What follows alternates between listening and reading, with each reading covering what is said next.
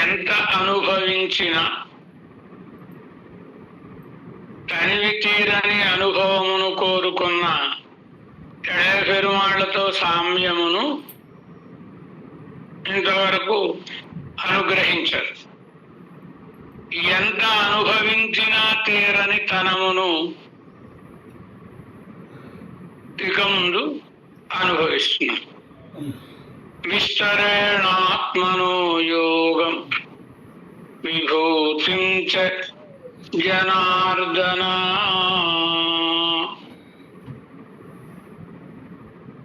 భూయః కథయ తృప్తిర్హి నాస్తి మే శృణ్వతోమృతం. అమృతం లాంటి నీ వైభవాన్ని ఎంత విన్నా తనివి తీరడం లేదు కనుక ఇంకా చెప్పవా అని విభూతి యోగంలో అర్జునుడు శ్రీకృష్ణ భగవాను ప్రార్థిస్తే అది నేను ఇది నేను తన యొక్క వైభవాన్ని అంతటినీ విభూతి యోగం 10వ అధ్యాయంలో భగవానుడు మనకి వివరిస్తాడు. కొందరు దీనిని నిత్యానుసంధేయంగా పెట్టుకుంటారు. ఈ 10వ అధ్యాయాన్ని రోజు పారాయణం చేసుకుంటూ ఉంటారు కొందరు.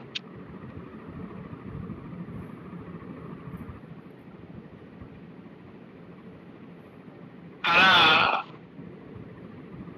అర్జునుడు రామాయణంలో నా తతర్ప సమాయాంతం பசியமானோ நராதிபஹ என்றும் சொல்லுகிற அர்ஜுன தசரதாதிகளைப் போலே காரதத்துவம் உள்ளதாயும் அனுபவியா நின்றாலும்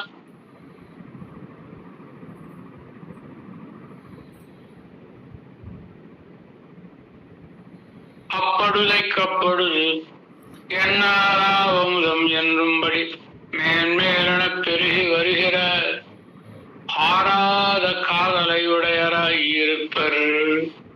நம்மாழ்వార్లు భగవానుణ్ణి ఎంత అనుభవించినప్పటికీ కూడా తనివి తీరక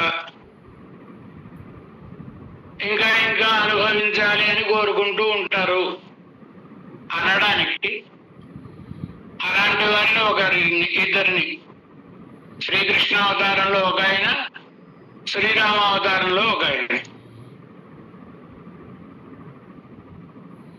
అర్జునుడు భగవానుని వైభవాన్ని విన్నా తనివి తీరక ఇంకా విశదంగా నాకు చెప్పు. శృణోతో నాస్తి మే తృప్తి. ఈ అమృతాన్ని వింటుంటే నాకు తనివి తీరడం లేదు, తృప్తి కలగడం లేదు, ఇంకా నాకు వివరంగా చెప్పవా అని ప్రార్థిస్తాడు.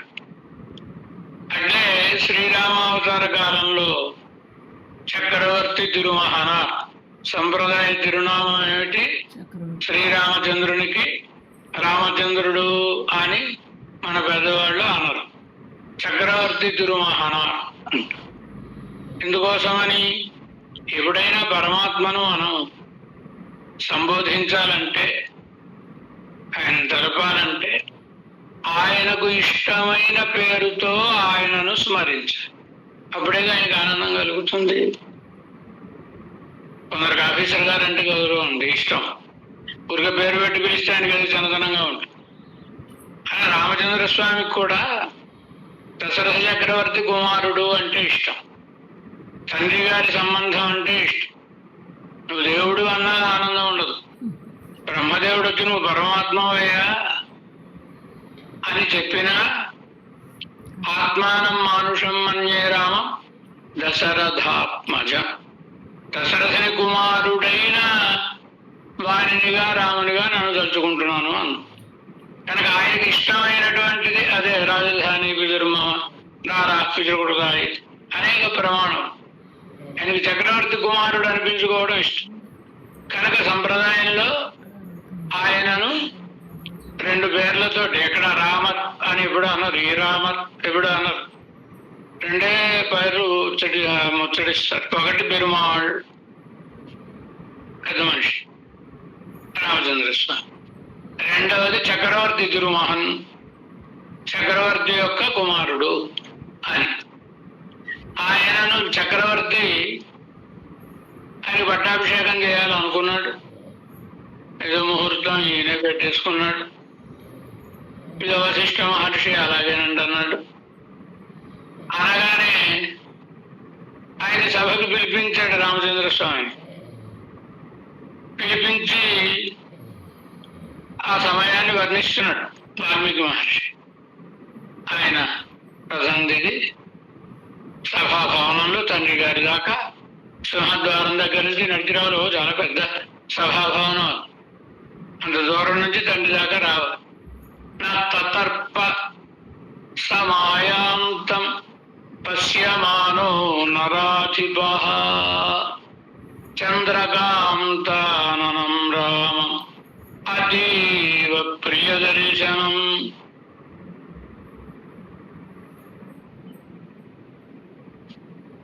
రూపౌదార్య గుణైః పుంసాం దృష్టి చిత్తాపహారిణం న తతర్ప సమాయాంతం పశ్యమానో నరాధిపః. అయోధ్యాకాండలో ఎంతసేపు రామచంద్ర స్వామి నడిపిస్తుంటే ఆయన ఎవరండి? నడక చక్రవర్తి కదా, నడకలో చక్రవర్తి. సింహగమన, శార్దూల గమన, వృషభ గమన, మత్తమాతంగ గమనములను కలిగినటువంటి వాడు, చతుర్విధ గమనములను కలిగినటువంటి వాడు రామచంద్ర స్వామి. కనుక ఆ నడకను చూచి ఈయన తండ్రి ప్రేమించడం, తండ్రి ఆనందించడమే కాదు, మనకి ఇంకా ఇది మరో రెండు చోట్ల కనపడు. ఒకటి సుదర్శనుడు అనే ఒక మహారాజు, మరొకటి జనక చక్రవర్తి. ఆ నడక సౌందర్యాన్ని చూసి గజసింహగతి వీరవు శార్దూల వృషభోపమౌ. గజగమన, సింహగమన, శార్దూల గమన, వృషభ గమనములను కలిగిన వీరెవరండి అని విశ్వామిత్రుడిని జనకుడు అడుగుతాడు. అంటే అంత అందమైన గమనం జనకుడు అడగడం అంటే చాలా విశేషం. ఆయన కర్మయోగి, చాలా గొప్ప జ్ఞాన జనకుడు కదా. అలాంటి వాడు కూడా ముచ్చటపడ్డాడు రామచంద్ర స్వామి దివ్య గమన సౌందర్యాన్ని చూసి. ఇంకా దశరథ చక్రవర్తి నా తతర్ప తృప్తిని పొందలేదు. ఎంచేత చంద్రకాంతానందామం, చంద్రుని వంటి అందమైన తిరుముఖ మండలమును కలిగిన రాముని చంద్రకాంతానన రామం అంటే. కానీ అలా అర్థం చెప్తే బాగుండదేమో అనిపించింది మన పూర్వాచార్యులకి. చంద్రుల్లో ఏంటండి, చంద్రుల్లో మచ్చ ఉంటుంది. రామచంద్రుని ముఖంలో ఎక్కడైనా మచ్చలు ఉన్నాయా? మరి చంద్రకాంతానది చంద్రుని లాంటి అందగాడు అనగానే అది అలంకారిక మర్యాదలో ఎప్పుడైనా కూడా ఉపమేయం, ఉపమానం, ఉపమేయం రెండు. ఉపమానంగా చెప్పేదానితో దేనిని పోలుస్తారో ఉపమానం ఉపమేయం కంటే గుణవత్తరమైనదై ఉంది. ఇది అలంకారిక మర్యాద. ఇదే గొప్పదానితో పోల్చాలి. పోలిస్తేనే యువతరావులకి ఆనందం.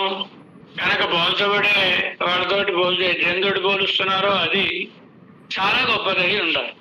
అంటే ఇప్పుడు రామచంద్రుని తిరుముఖ మండలం కంటే చంద్రుడు చాలా రెట్లు అందగాడై ఉంటేనే పోల్చాలి.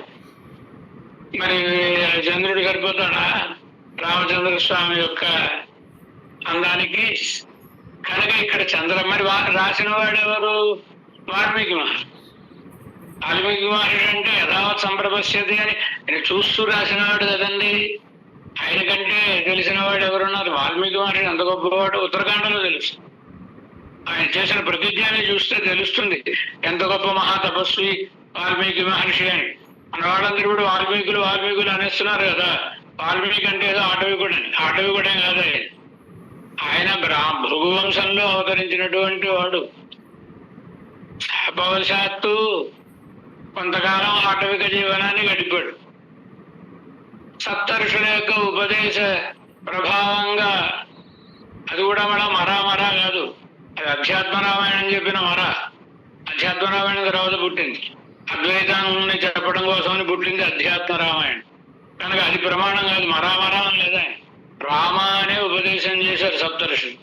ఎంచేత రామనామాన్ని ఉపదేశం చేయడానికి వీళ్ళు అర్హులు వీళ్ళు అనర్హులు అనే నియమం లేదు. ఎవరికైనా ఉపదేశం చేయవచ్చును అని అతడికి రామనామాన్ని ఉపదేశం చేశారు. వాళ్ళు చేస్తే అలా ఒక 10 సంవత్సరాల పాటు రామనామాన్ని ఆయన ఉపాసన చేసిన తర్వాత ఆయనకు జ్ఞానం కలిగింది. అప్పటి రోజు బయటికి రావడం చరిత్ర అంతా మిగతా పురాణాలు చూస్తూ తెలుసు కదా. ఇంచేత ఆయన మహర్షి వాల్మీకి, అంతేగాని ఏదో ఆటవికుడు, ఏదో తెలివి తక్కువ వాళ్ళందరూ చదువుకొని వ్యాసుడు రాశాడు, చదువుకోకుండా వాల్మీకి రాశాడు, చదువుకోకుండా రాసిన గ్రంథం ఆయనది. దీనికోసం బట్టలు పగలు కొట్టుకుని ఇంతమంది పండితులు వ్యాఖ్యానాలు రాయడం ఎందుకండి? కనుక వాల్మీకి అంటే ఆయన మహర్షి. వాల్మీకి మహర్షయే సంధిదే శాసనం తత. వాల్మీకి ఎంత గొప్పవాడు అంటే ఆలోచించుకుంటున్నాడు వాల్మీకి. ఇదేంటి, నేను వాడెవడో ఆటవికుడి మీద కోపం వచ్చి వాడిని తిట్టాను, అది శ్లోకం అవడానికి అవకాశం లేదు, శ్లోకం అయిపోయింది. తంత్రీలయ సమన్విత చక్కగా అనుష్ఠు ఛందస్సులో శ్లోకం అయిపోయింది. నేను శ్లోకం చెబుదాం అనుకోలేదు కదా, వాడిని ఎవరినో దూషిద్దాం అనుకున్నాను. ఏమిరా పావురాన్ని చంపావు, ఎలా అయిపోయిందని ఆలోచించే సమయంలో ప్రత్యక్షమయ్యాడు బ్రహ్మదేవుడు. దేవుడంటే 14 భువనములకు అధీశుడు కదండి. ఆయన రాగానే లేచి నిలబడ్డాడు. వాల్మీకయే మహర్షయే సంధిదేశ ఆసనం తత. నువ్వు ముందు కుర్చీలో కూర్చో అని వాల్మీకి మహర్షిని కుర్చీలో కూర్చోబెట్టి, ఆసనంలో కూర్చోబెట్టి అప్పుడు మాట్లాడాడు. బ్రహ్మదేవుడు అంతటి వాడి ముందు ఇంద్రాది బృందారకులందరూ నిలబడి చేతులు కట్టుకుని ఉంటారండి. అలాంటిది వాల్మీకి మహర్షిని కూర్చోబెట్టి అప్పుడు మాటలు ప్రారంభించాడు. అంటే ఎంత గొప్పవాడే అంటాడు వాల్మీకి మహర్షి. కనుక ఆయన అసత్యం చెప్పడుగా. కనుక ఆయన చెప్పిన నతే వాగనుగా కావ్యే కాచిదత్ర భవిష్యత్. నతే వాగనుగా కావ్యే కాచిదత్ర భవిష్యతి. నీ వాక్కులలో ఎక్కడా అసత్యం ఉండదు. ఇది కదా వరం ఆయనకి. మరి చంద్రకాంతానం రామం అతీవ ప్రియ దర్శనం అంటే చంద్రుని వలి అందమైన వాడు అని చెప్తే రామచంద్రుని తక్కువ చేసినట్టు అవుతుంది కదా. ఎప్పుడైనా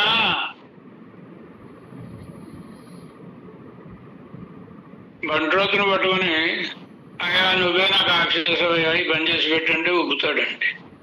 ఆఫీసర్ గారు పట్టుకుని నువ్వే బంట్రోతు అయ్యాయి పని చేసి పెట్టంటే ఏమన్నా బాగుంటుందా? భగవంతుణ్ణి అంతకంటే ఎక్కువ వాడితో పోల్చాలి కానీ అంతకంటే తక్కువ వాడితో పోలిస్తే ఏమన్నా సమంజసమా? కాదు కదా. కనుక ఇక్కడ అర్థం ఏం చెప్పాలి అని ఆలోచించి పెద్దవాళ్ళు నమ్మిళ్ళే ఏం చెప్తారండి? చంద్రకాంతానం అంటే చంద్రుని వలే, చంద్ర ఇవ కాంతం ఆననం యస్య అని చెప్పకుండా చంద్రాత్ కాంతం ఆననం యస్య, చంద్రుని కంటే అందగాడు. కనుక చంద్రకాంతాననం అనే మాటకి చంద్రుని కంటే అందమైనటువంటి ధ్రువమండలం గలవాడు రామచంద్ర స్వామి అని. చంద్రకాంతాననం రామం, రామం రామచంద్రుడు. రామచంద్రుడు అంటేనే రమయతి సర్వాన్ జనాన్, అందరినీ ఆనందింపజేయువాడు కనుక రాముడు. మరి దశరథ చక్రవర్తి ఆనందించడంలో ఆశ్చర్యమే ఉంది. కనుక చంద్రకాంతాననం రామం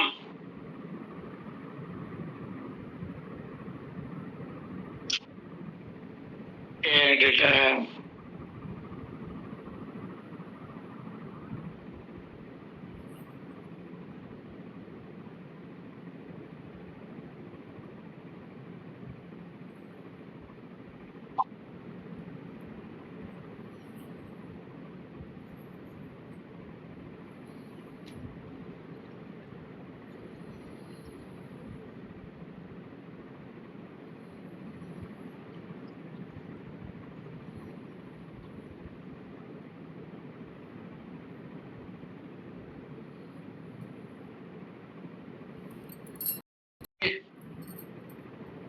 ఈయనకి వాల్మీకి మహర్షికి ఒక సందేహం.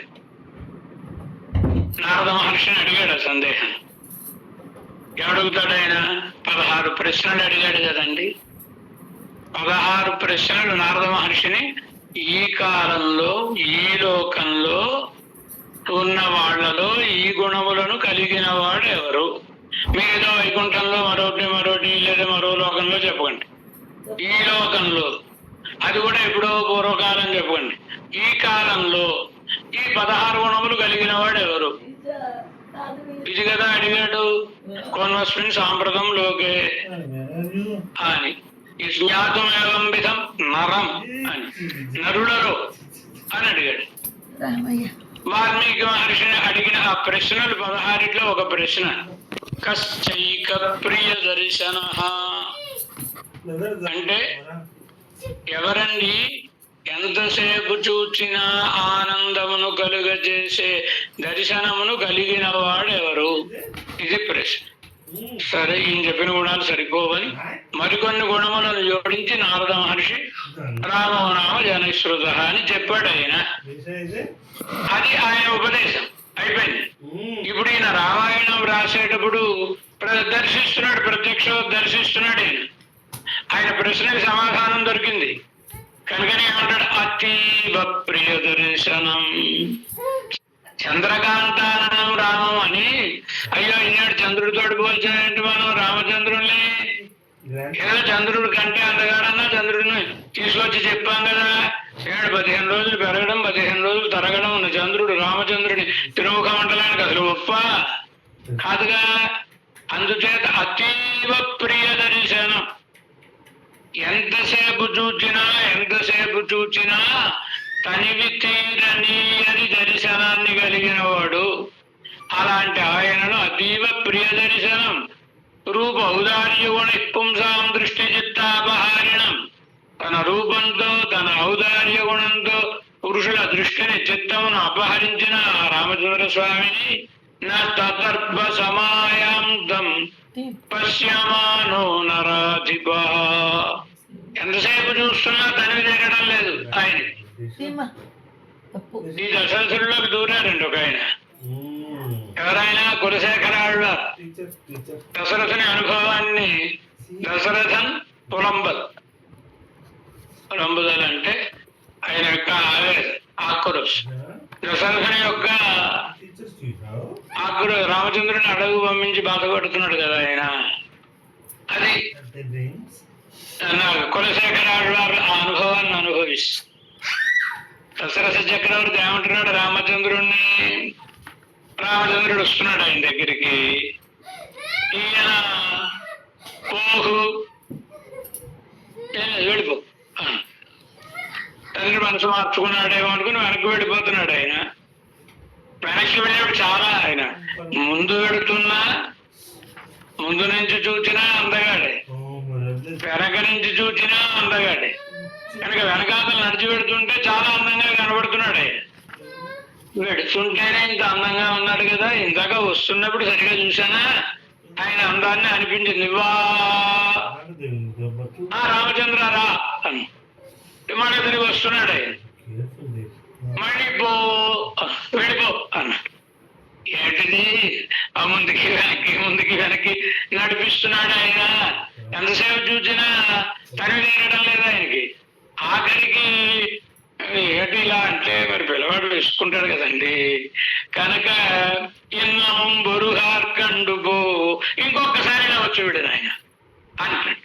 నా తప్ప ఎంతసేపు చూసినా తృప్తి కలగడం లేదు దశరథ చక్రవర్తికి. ఎంత విన్నా తృప్తి కలగలేదు అర్జునుడు, ఎంతసేపు చూచినా తృప్తి కలగలేదు దశరథ చక్రవర్తికి. రెండు ఉదాహరణలు ఎందుకు ఇచ్చారు అంటే, ఇది సర్వేంద్రియ ఆకర్షకమైనటువంటి స్వరూపం పరమాత్మది. అది కన్నులనే కాదు, కన్నులు చెవులు ఏమైనా అన్ని ఇంద్రియములకు సర్వగంధ సర్వరస అన్న పరమాత్మ అదే రూపంతో ఈ లోకంలో అవతరించాడు కనుక సర్వేంద్రియ తర్పణ అని బహుభూతి రామచంద్రుడి చేత అనిపిస్తాడు. సకలేంద్రియ తర్పణ అని అన్ని ఇంద్రియములకు ఆనందమును కలిగజేసేటటువంటి రూపం. దంపతులు ఇద్దరు సీతాదేవుని గురించి రామచంద్ర స్వామి చెప్పిన మాట. ఇక్కడ రామచంద్ర స్వామి యొక్క దివ్య సౌందర్యం అట్లాంటి అని ఎలా అయితే వారిరూరు అనుకున్నారో అట్లనే సొల్లుహిర పడియే సొల్లుహిర అర్జున దశరథాని హెడెబ్బోలే, అర్జునుడు దశరథుడు వారి వలె కాలతత్వముళ్ళదనయం, కాలతత్వము ఉన్నంత వరకు ఎంతకాలం భగవంతుణ్ణి దర్శించిన అప్పుడైకప్పుడు తిన్నారా అముదం ఎన్రుంబడి ఆడవాళ్ళ అనుభవం ఏమంటారు, ఎప్పుడు నాడు తింగళ్ ఆండు ఊழி ఊழிదొరం అప్పుడు ఇక్కప్పుడు ఎన్నారావముదమే. పరమాత్మని ఎంత దర్శించినా కనివి తీరడం లేదు ఆడవారు. ఎప్పుడు ఎప్పుడు అంటే ఉదయం మధ్యాహ్నం రాత్రి. వేదం చెప్తుందండి నిత్యాగ్నిహోత్రి. నిత్యాగ్నిహోత్రి అంటే 24 గంటలు అగ్నిహోత్రం చేస్తాడని కాదు. ఉదయం అగ్నిహోత్రం చేసుకుంటాడు ఆయన, నిత్యము చేస్తాడు. అలా ఏదో ఒకప్పుడు సంధ్యావందనం, ఏదో ఉదయం సాయంత్రం మధ్యాహ్నం, అలా అప్పుడప్పుడు కాదు, ఎప్పుడు ఎన్ని వేళ అనమాట. అన్ని వేళ చూచినా భగవానుని తనివి తీరడం లేదు, అనుభవిస్తుంటే తనివి తీరడం లేదు. వాడికి ప్రత్యక్ష దర్శన సమానాకారమైన దర్శనం కదా, కనుక ఆయన్ని ఎంత దర్శించినా తనివి తీరడం లేదు. ఎప్పుడు రోజుల తరబడి చూచినా తనివి తీరడం లేదు. తింగళ్ నెలల తరబడి చూచినా తనివి తీరడం లేదు. ఆండ్ సంవత్సరముల తరబడి దర్శించినా తనివి తీరడం లేదు. ఊడి దూరం కల్పములు ఈ కాలం ఉన్నంత వరకు దర్శించిన అప్పుడుదప్పుడు అప్పటికప్పుడు ఎన్నారా అముదం, నాకు తనివి తీరని అని అమృతము అతృప్తామృతము. ఎంత అనుభవించినా తనివి తీరదు, ఇంకా చూడాలి అనే ఉంటుంది అని సాయిస్తారు కదండి. అని ఆ రీతిగా ఎన్రుంబడి మేన్మేలన పెరిగి వరిహిర ఆరాధ కాదని ఉడయవర్. నమ్మాళ్ళవారు ఎలాంటి వారు? ఆరాధ కాదల్ గురు షడగోపన్ స్వరూప నిరూపక ధర్మం. ఆరాధ కాదలంటే తీరని ప్రేమ, ఎంత అనుభవించినా తీరని ప్రేమ కలిగినటువంటి వారు నమ్మాళ్ళవార్లు. ధర్మాత్మ సత్య శౌచానాం సత్య శౌచాది గుణానాం మాగరో మహాన్ ఆగరస్తథా ఉపమానవశేషాణాం సాధూనాం యః సదా భవత్. ప్రహ్లాదాళ్వాన్ ఎలాంటి ఆయన? ప్రహ్లాదాళ్వాన్ ధర్మాత్ముడు, సత్యము ఎప్పుడు అబద్ధం ఆడడం అనేది తెలియనివాడు. శౌచము పవిత్రమైన నడవడిక కలిగినటువంటి వాడు. ఇలాంటి వాటి అన్నిటికీ ఆకరం. ఇవన్నీ ఎవరి దగ్గర ఉంటాయంటే ప్రహ్లాదుడి దగ్గర ఉంటాయి ఈ గుణాలన్నీ. ఇలాంటి గుణానాం ఆకరం, ఆకరో మహాన్. గుణానాం ఆకర అంటే గుణములన్నిటికీ ఒక గని లాంటి వాడు, నిధి లాంటి వాడు. అలాంటి మహానుభావుడు ఆయన అని చెబుతూ మరొక మాట, ఉపమాన వశేషాణం సాధూనాం యస్సదా భవత్. సాధు పురుషుడు ఎలా ఉండాలి అని ప్రశ్న వస్తే ప్రహ్లాదులా ఉండాలి అని చెప్తారండి. ఆ సాధువులందరికీ ఉపమానంగా చెప్పదగిన వాడు ప్రహ్లాదుడు అని విష్ణు పురాణంలో శ్లోకం. భాగవతంలో ఇంకా అందంగా చెప్పు ప్రహ్లాదుని వైభవాన్ని చెబుతూ రిపవోపి సురాన్ నృప ఉపమానం ప్రకుర్వంతి రిపవోపి సురాన్ నృప. దేవతల సమూహంలో, దేవతల సమావేశంలో ఏమండి సాధు పురుషుడు అంటే ఎలా ఉండాలండి అనే ప్రశ్న వచ్చింది అనుకోండి, ప్రహ్లాదుడా ఉండాలి అని వాడు కూడా చెప్తారు. నిజానికి దేవతలకి దానవులకి పడదుగా, వాడికి ఎప్పుడు విరోధం కదండి. మరి విరోధం కలిగిన రిపవోపి శత్రువులైనా సరే సురాహ దేవతలు ఉపమానం ప్రకుర్వంతి, సాధు పురుషులకు ఉపమానంగా ప్రహ్లాదునే చెప్తారు అన్నారు కదండి. అలా సాధూనాం సదా భవతు అన్న శ్రీ பிரகலாதாழ்வானை சாதுக்களுக்கு எல்லாம் உபமான భూమిயாக சொல்லுகிறார் పోలే ఉపమాన భూమి, ఉపమానంగా చెప్పడానికి తగినటువంటి వాడిగా చెప్పిన రీతిగానే எல்லாருக்கும் తమ్ముడే ఓరో వయహడాలే ఉపమానమాயிருப்பர்.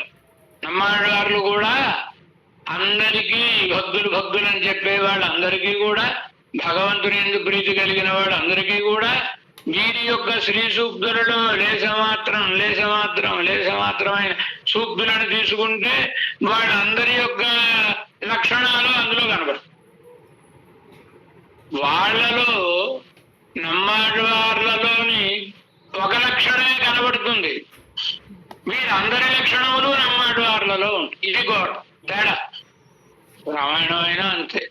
రామచంద్ర స్వామిని వర్ణిస్తున్న వాల్మీకి నారద మహర్షి రామచంద్రుని గురించి వర్ణిస్తూ ఎలాంటి వాడైనా అంటే ఒక్కొక్క సముద్రేవ గాంభీర్యే, ఒక్కొక్క గుణానికి సముద్రం లాంటి గంభీరుడు అంట.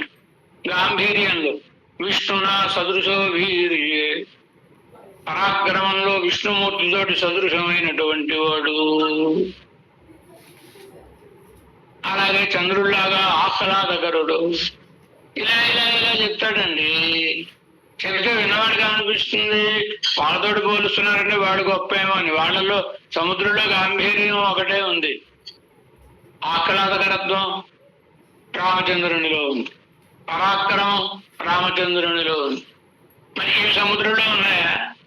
ఒక్కొక్కడిలో ఉండే ఇంద్రుడు వీళ్ళందరిలో ఉండే గుణములను రామచంద్రునిలో చెప్పడంలో అర్థం ఏమిటంటే అన్ని గుణములకు ఆకరమైన ఒక్కొక్క గుణానికి మాత్రం ఉపమానం కాదగినటువంటి వాళ్ళు.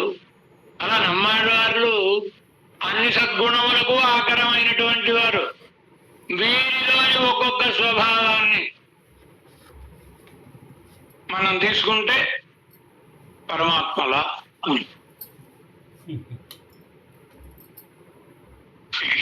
శ్రీకృష్ణ భగవానుల సరే. ఉపమాన భూమి ఉపమాన భూమి అయి ఉంటారు. అహమస్యావరో భరాత குணைத்தாஸ்யமுபாகத என்று குணங்களுக்கு தோத்து அடிமை புக்க இளையபெருமாளைப் போலே இவரும் பகவத்குணங்களிலே தோத்து உயர்நலம் உடையவன் துயரரு சுடர் அடி தொடு எடன் மனனே என்றார். ఏమిటి? అహమస్యావరో భ్రాత ఇళయ పెరుమాళ్. లక్ష్మణస్వామి పంపా తీరంలో ఆంజనేయ స్వామి తోటి రామలక్ష్మణులు ఇరువురు కలిసినప్పుడు లక్ష్మణస్వామి చెప్పుకుంటున్నాడు, మీరెవరండి, ఆయనకి ఏమవుతారండి అంటే, అహమస్యావరో భ్రాత, నేను ఆయనకు తరువాత జన్మించిన సోదరుణ్ణి. కానీ ఆయన గుణములను చూచి ఆయనకు దాసుడిని అయిపోయానండి. సోదరుని కాదు, దాసుడిని, క్రయ విక్రయార్హుడు అని లక్ష్మణస్వామి ఇళయ పెరుమాళ్ ఆంజనేయ స్వామికి చెప్తాడు తిరువురు. అలాగే నమ్మాళ్ళవార్లు కూడా ఆయన యొక్క కళ్యాణ గుణములకు, పరమాత్మ యొక్క కళ్యాణ గుణములకు ఓడిపోయి అలాంటి గుణములు కలిగిన పరమాత్మను సేవించి ధరించవే ఓ నా మనస అంటుంది. గుణంగడుకు తోత్, గుణములకు ఓడిపోయి అడిమై బుక్క దాస్యములో ప్రవేశించిన ఇళయ పెరుమాళை పోలే లక్ష్మణస్వామి వలె ఇవరం నమ్మాళ్ళవార్లు కూడా భగవద్గుణంగడిలే తోస్తూ భగవంతుని గుణములకు ఓడిపోయి ఉయర్వర ఉయర్నలముడయవన్, ఉయర్వు అర అంటే మొదటి భాష, తిరువాయుమడిలో మొదటి పత్తులో మొదటి తిరువాయుమడిలో మొదటి భాష. ఉయర్వర ఉయర్నలముడయవన్, ఉయర్వు అర అంటే ఇంతకంటే గొప్పతనం, గొప్ప గుణములు కలిగినటువంటి వాళ్ళు లేని రీతిగా ఉండేటంతటి గొప్ప కళ్యాణ గుణములను కలిగిన వాడు అయినా ఉయర్నలముడయవన్, కళ్యాణ గుణములను ఉత్తుంగములైన, ఏ గుణమునకు ఆ గుణమే ఉత్తుంగములు, ఇంకా అని చెప్పలే మనం. ఉయర్ అనే వాటికి ఉచ్ఛ్రాయం అని. అలాంటి గుణములకు తోత్తు, ఆ గుణములను కలిగినటువంటి వాడు ఉడయవన్, ఈ గుణములను కలిగిన వాడు ఎవరో, యవన్ ఎవరో, అవన్ తుయరరుషుడరడి, ఆయన యొక్క తుయరరు దుఃఖాపనోదనకరములైన అంటే దుఃఖములను తొలగించు, షుడర్ ఉజ్వలములైన అడి పాదారవిందములను తొడుదు సేవించి ఏరు ఉజ్జీవించు ఎన్ మననే ఓ నా మనస్స. మొదట భగవద్ దర్శనం అయిన తర్వాత నమ్మాడవారు తమ మనసుకు బోధిస్తారు. ఈ తిరువాయుమడి భగవంతుడు అనుగ్రహిస్తే అప్లికేషన్ పెట్టుకుంటూ ఉంటాం కదా మనం. ఈ తిరువాయుమడిని కాంచీపురంలో అనుభవించాలి అని కోరిక. ఈ 3 శ్రీయప్పదులు అయిపోతే కొందరిలోనే మనం ఆ తేదీ కూడా ముందుగా చెప్పాలిగా మరి అనుకుంటాం. అనుకుంటే ఆ తేదీని కాంచీపురంలో మనం 4 రోజులు 5 రోజులు ఉంది ఈ తిరువాయుమడి. దాంతోపాటు మిగతా వాటిని అక్కడ అనుభవిస్తూ దగ్గరలో ఉండే దివ్యదేశాన్ని సేవించుకుంటాం. కారణం ఏమి అంటే ఇక్కడ చెప్పబడిన ఈ తిరువాయుమడిలో చెప్పబడిన పెరుమాళ్ళు కంచి వరదరాజస్వామి, ఆయన దేవ పెరుమాళ్ అని తిరునామం, దేవాధీశుడు అని, దేవాధీశుడు అని తిరునామం ఆయన వరదరాజస్వామి వారికి. అయర్వరు అమరర్హళ్ అధిపతి. దేవతలంటే ఈ దేవతలు చిన్న చితక దేవతలని అర్థం కాదు. ఇలాంటి వాళ్ళు అనంతకోటి బ్రహ్మాండాల్లో అనంతకోటి మంది ఉంటారు. వీళ్ళు కాదు, వైకుంఠంలో ఉండే నిత్య సూర్యులు. అయర్వరు అమరర్హళ్ అంటే ఎప్పుడు భగవత్ కైంకర్యానికి విచ్ఛేదం లేని మరపు లేనటువంటి వాడు నిత్యసూరు, వారి చేత సేవింపబడువాడు అని నమ్మాడి వారు కీర్తించారు కనుక అది వరదరాజస్వామి వారిని అని భగవద్ రామానుజులు ఈ తిరువాయుమొழிని వరదరాజస్వామి వారికి సమర్పించారు. కంచి వరదరాజస్వామి వారికి సమర్పించారు. కనుక మనం ఈ భగవద్ విషయాన్ని సేవించే కాలంలో అవకాశం ఉన్నప్పుడు ఒక్కొక్క ప్రాంతంలో మధ్యలో ఉండేటటువంటి ఒక దివ్యదేశాన్ని సేవించుకుంటే ఆ దగ్గరలో ఉండే వాటినన్నింటినీ కూడా సేవించుకోవడానికి అనుభవించడానికి అవుతుంది. కనుక కాంచీపురంలో అనుభవించాలి అని. అలాంటి మొదటి పాసురంలో ఆళ్వార్లు ఏం ఉపదేశం చేస్తున్నారండి? తమ మనసుకి ఎవరిని ఆశ్రయించమని చెబుతున్నారు? అనంతములైన కళ్యాణ గుణములు. ఒక్కొక్క గుణము అనంతమైనటువంటి గుణము. ఇతరులెవరికి ఇలాంటి ఇంతటి గుణములు ఉండవు. ఈ గుణములు ఉయర్వు అరా. ఉయర్వు అరా అంటే అర్థం ఏంటి? శ్రమ లేకుండా. ఉయర్వు వరుత్తం నమ్మిళ్ళి. ఉయర్వు అంటే శ్రమ. ఉయర్వు అరా శ్రమ లేకుండా. ఉయర్నలం ఉత్తుంగమైన కళ్యాణ గుణములను ఉడయవన్ ఎవన్ కలవాడెవరు అని. అంటే సాధారణంగా ఈ గుణాలు అలవర్చుకోవడం శ్రమ పడాలండి. ఇప్పుడు ఎవరికైనా దానం ఇవ్వాలనుకోండి, ముందు మనం శ్రమపడి సంపాదిస్తే కదా ఎవరికైనా దానం ఇచ్చేది. కనుక శ్రమ పడితే కానీ రాదు. లేదా మహావీరుడని పేరు రావాలంటే వెళ్ళాలి, దెబ్బలు తిని దెబ్బలు కొట్టి ఏదో అవతలవాడు చేయిస్తే కదా మహావీరుడని గొప్ప పేరు వస్తుంది. అంటే శ్రమపడి సాధించాల్సిన గుణాలు ఇవన్నీ పరమాత్మకు సహజ సిద్ధములైన గుణములు. ఈ పాసురాన్ని హృదయంలో ఉంచుకునే స్వాభావిక అనవధిక అతిశయశిదృత్వం నారాయణ అడవందరు స్తోత్రరత్నంలో ఈ శ్లోకాన్ని వినే భగవద్ రామానుజులు ఆడవందరులకు దాసులైపోయారు.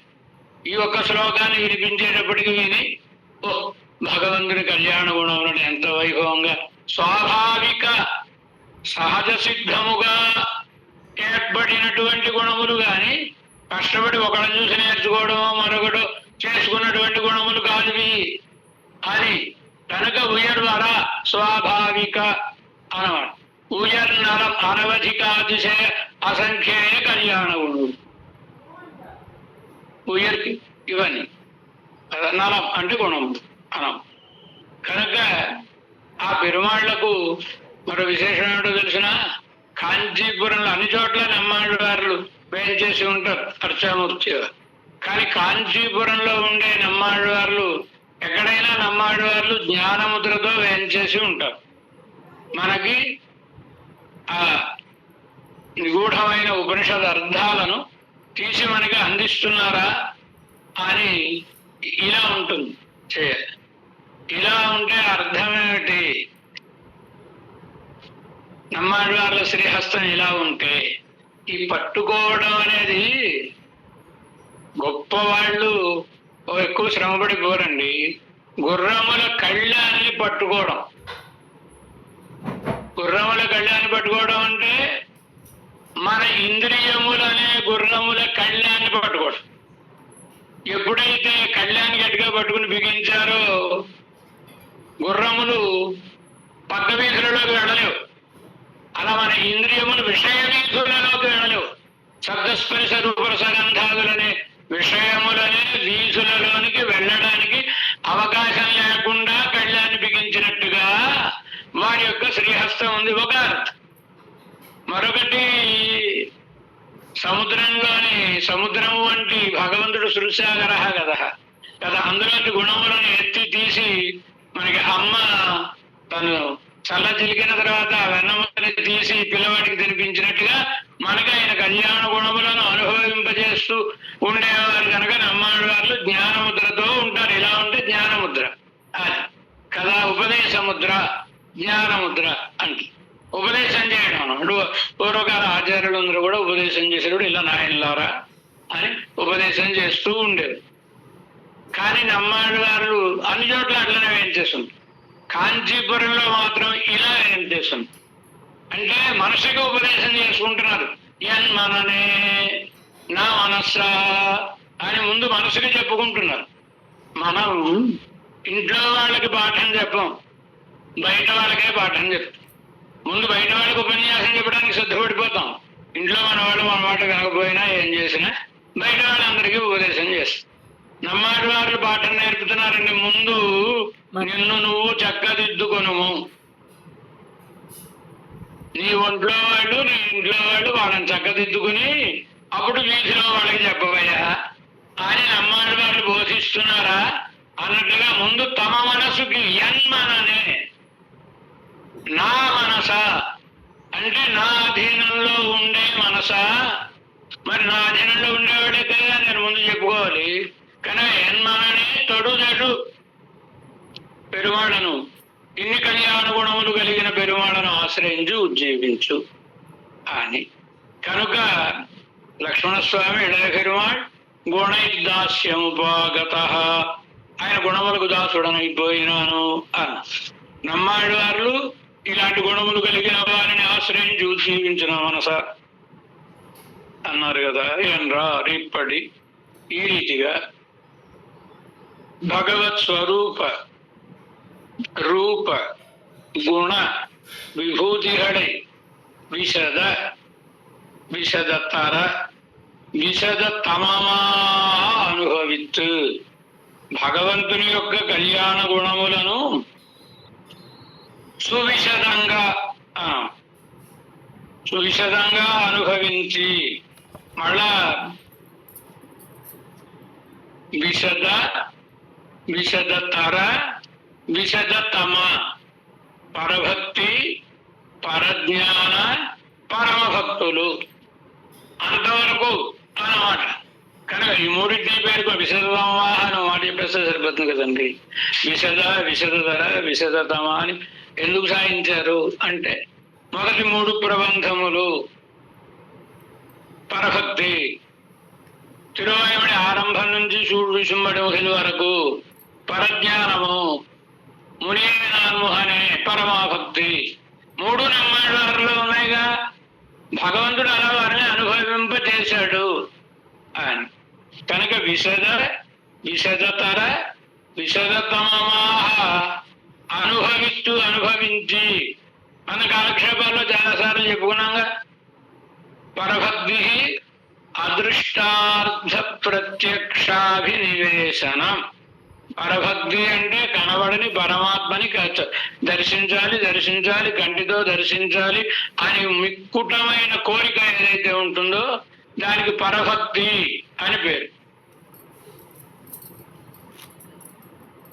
తస్యైవ పరజ్ఞానం అంటే తస్యైవ సాక్షాత్కార పరిస్ఫుట. ఆయన కనిపించడం ఎలా కనిపిస్తాడు? మనసులో సాక్షాత్కరించడం. ఏ రూపాన్ని తాము దర్శించాలని కోరుకున్నారో ఆ రూపమును దర్శించగలుగుటకు పరజ్ఞానము. మరొక నిర్వచనం పరజ్ఞానం సంగమం. పరజ్ఞానం అంటే ఆ పరమాత్మతో కలవడం, మానసికంగా ఆ పరమాత్మ దర్శనాన్ని పొందడం అన్నమాట. ఇక పునర్విశ్లేష భీరుత్వం పరమాభక్తి రుచ్యతే. రెండింటికి అదే నిర్వహణ. ఇష్టం అంటే ఎంత ఇష్టాన్ని పెంచుకున్నారంటే మనకి ఇష్టమైన విషయాన్ని చూడగానే మనం అమ్మో ఇది లేకపోతే అని అనిపిస్తుంది కదా మనకి. అలా పరమాత్మ దగ్గర ఉన్నా ఎడబాసినాడేమో అని శంకించే మనస్తత్వం 10వ పద్దులో మనకు కనబడుతుంది. మాలయం వందదు మాయన్ వారాన్ అనే తిరువాయుడిలో ఈ నమ్మాడు వార్ల అవతార ఈ దశ మనకి కనబడుతుంది. పునర్విశ్లేష భీరుత్వం మళ్ళా మనని ఎడబాస్తే ఎలా ఎడబాయలేదు. ఆయన ఒక నాయికాభావం, నాయికని ఆలింగనం చేసుకుని ఉన్నాడండి నాయకుడు గోపిక కృష్ణ భాగం. ఈవిడేమనుకుంటుంది, ఎంతసేపు ఆనందం. తెల్లవారుతుంది. తెల్లవారితే పశువులు వెనకాతలు వెళ్ళిపోతున్నాడు. రాడు. సాయంత్రం అయిపోయింది. చంద్రుడు అస్తమిస్తున్నాడు. గోవులన్నీ వచ్చేస్తున్నాయి. ఇంకా కృష్ణుడు కనబడటం లేదే, కృష్ణుడు ఇంకా రావటం లేదే అని ఓ ఏడ్చేస్తుంది ఇవిడు. ఏడుస్తుంటే కృష్ణ భగవానుడు ఎక్కడున్నాడు? ఆవిడ కౌగిల్లో ఉన్నాడు. కానీ ఆ ప్రేమ ఉత్కటమైన ప్రేమ, పరమాభక్తి అంటే ఇది. పునర్విశ్లేష భీరుత్వం. అలా ఎడవాస్తాడేమో ఆయన, ఎడవాస్తే మనం ఉండలేమని భయపడిపోవడం, ఇది పరమాభక్తి. దానిని విశదతమమాహ అంటే కేవలం భగవద్ దర్శనం కాదు, ప్రీతితో కూడిన భగవద్ దర్శనం. భగవానుడు నమ్మవాళ్ళకి ఇచ్చినది కేవలం వట్టి శుష్కమైన జ్ఞానం కాదు, ప్రేమ రూపమును పొందే జ్ఞానమునిచ్చాడు. అది మనకు ఉయర్వర వీరనరంలోని మొదటి పాసురంలోనే అనుగ్రహిస్తారు కదా. ఇంకనే సరేనండి, ఆయనకి ఆనందం కలిగింది, భగవంతుడు దర్శనం ఇచ్చాడు, అనుభవించారు. అనుభవం లోపల ఏమడలేదు, ఏమడకపోతే బయటకు వచ్చాయి ఆ మాటలు. ఆ మాటలన్నింటినీ మధుర కవి వాళ్ళు రాసినారు. రాస్తే అవి ఇంత పద్ధతిగా ఉంటాయా? అనుభవం కొద్ది అనే మాటలు అంత పద్ధతిగా ఉంటాయా? ప్రశ్న. ఇంకనే ఇలా అయినట్లయితే ఈ ప్రబంధకు పాఠం, ఈ ప్రబంధానికి పాసురములు చక్కగా ఛందోబద్ధమైనటువంటి పాసురములు కదా. తిరుక్కురల్కి వ్యాఖ్యానం చేసిన ఆయన పరిమేల అళహర్ అని చాలా గొప్ప వ్యాఖ్యాత తిరుక్కురలు. ఆయన కూడా పెరియవర్ సొల్బడి అంటే పెద్ద ఆయన చెప్పారు. పెద్ద ఆయన అంటే నమ్మాడు వాళ్ళు చెప్పారంటే అంత ప్రామాణికమైనటువంటిది అను. అలా పాఠం సంఖ్యం పాసురములకు సంఖ్య ఇవో 10 పాసురములు, 11 పాసురములు, ఎంత మొత్తం తిరువాయమడి దివ్య ప్రబంధం 1102 పాసురాలు. అదేమిటి? తిరువాయుమడికి 11 పాసురాలు కదండి, 100 తిరువాయుమళ్ళు అండి. అంటే ఎంత అవ్వాలి? 1100 అవ్వాలి. కానీ 1102 పాసురం. ఎందుకని? రెండవ పదిలో కేశవందవర్ అనే తిరువాయుమడిలో భగవంతుని 12 తిరునామములతో 12 పాసురములను చెప్తారు. 13వ పాసురం ఫలశ్రుతి. కనుక 2 పాసురములు ఆ తిరువాయుమడిలో ఎక్కువ ఉన్నాయి కనుక 1102 పాసురములు అయింది తిరువాయుమడి కదా. పాట్టుకు సంఖ్యం, పాసురములకు సంఖ్య. పాట్టుకు 4 ఆహయం, పాసురానికి 4 పాదములు. ఒక్కొక్క పాసురానికి తెలుగులో పద్యం అంటాం, సంస్కృతంలో శ్లోకం అంటాం, తమిళంలో పాసురం అంటాం. పాసురం పాటు 4 ఆహయం, 4 పాదములు అవ్వడం. అక్షరంగల్ సమమాహయం, ఆ పాదములకు అక్షరములు సమానంగా ఉండడం. ఇవి సాధారణంగా కవిత్వం చేసేవాళ్ళు కదా కూర్చుంటారు, వాళ్ళకేవో కొన్ని నియమాలు అవి ఉంటాయి. ప్రాస యతి నియమం సంస్కృతంలో అయినా ఉంది, తెలుగులో అయినా యతి నియమం ఉంది. ఒక కన్నడంలో యతి నియమం లేదు తప్ప యతి నియమం ఉంది. సంస్కృతంలో యతి నియమానికి పదం మధ్యలో ఆ అక్షరం వచ్చినా పర్వాలేదు. తెలుగులో యతి నియమానికి పదం మధ్యలో రాకూడదు. అరేవో నియమాలు ఉంటాయి కదండి. మరి ఆ నియమాలన్నీ పాసురాలు కనబడుతున్నాయే కనుక 4 ఆహయం, అక్షరంగడు సమమాహయం, ఎഴുത്ത് అసై ఒక్కొక్క ఇవన్నీ కవిత్వానికి ఉండాల్సినటువంటి లక్షణములు. ఎഴുத்து అంటే అక్షరములన్నీ సమానంగా ఉండడం. తర్వాత గుణములు అంటే శయ్య అంటారు కదా, అది.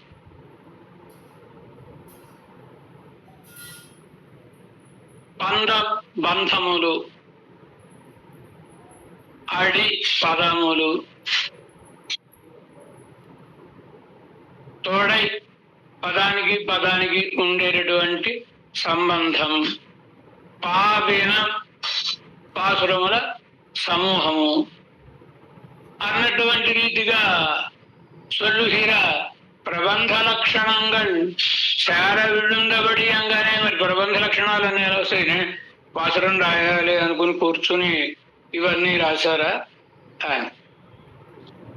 కానీ అరుంధతగారులు కూడా ఆ వివరాలన్నింటినీ ఇస్తున్నారు. 7 అక్షరములు, ఆశై అంటే అవ్యయములు, శ్రీ గుణములు, పందం బంధములు, అడి పాదములు, తోడై పరస్పరం సందర్భం, దానికి ఒకదానికి సందర్భం, పా ఉక్తులు, ఈనం ఛందస్సు, ఇంకా ఇలాంటివన్నీ లక్షణాలు.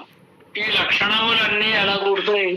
ఏదో కవి చూసుకొని రాసుకుంటే తప్ప లెక్కలు కట్టుకోవడం, రాయడం, కొట్టేయడం, రాయడం, కొట్టేయడం, ఇలా కవిత్వం చేస్తూ ఉంటారు కదా.